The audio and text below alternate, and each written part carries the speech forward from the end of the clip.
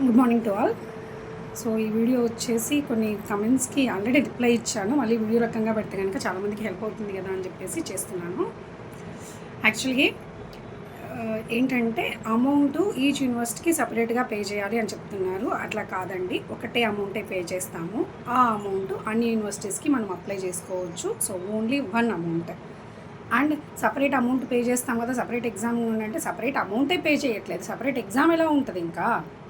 So separate exam కాదు, one and only exam ఉంటుంది.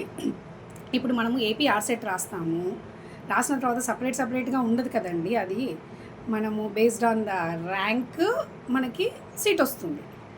అలాగే ఇక్కడ కూడా అంతే ఉంటుంది, ఒకటే అమౌంట్ ఒకటే ఎగ్జామ్. అన్ని యూనివర్సిటీస్ సపరేట్గా చేయాలి, మళ్ళీ సపరేట్గా టెస్ట్ ఉంటుందేమో అనేది లేదు.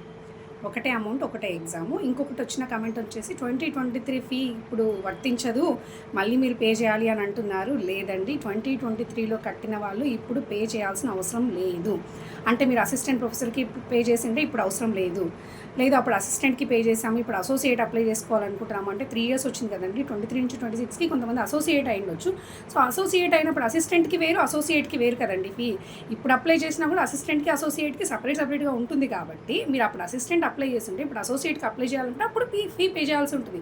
అప్పుడు అసిస్టెంటే చేసి ఇప్పుడు అసిస్టెంటే చేయాల్సి ఉంటే కనుక ఫీ అయితే ఏమీ అవసరం లేదు. అప్పటిది ఆటోమేటిక్గా రిఫ్లెక్ట్ అవుతుంది, తీసుకుంటుంది. దాంట్లో మీరు ఏమి ఇబ్బంది పడకండి, ఓకేనా. సో ఇవి నాకు ఎక్కువగా చాలామంది అడుగుతున్న క్వశ్చన్స్ అన్నమాట. ఇంకా ఏమన్నా ఉంటే కనుక కామెంట్ చేయండి, నేను ఇలాగా వీడియోలాగా షార్ట్ వీడియోలాగా చేసి పెట్టడానికి ట్రై చేస్తాను.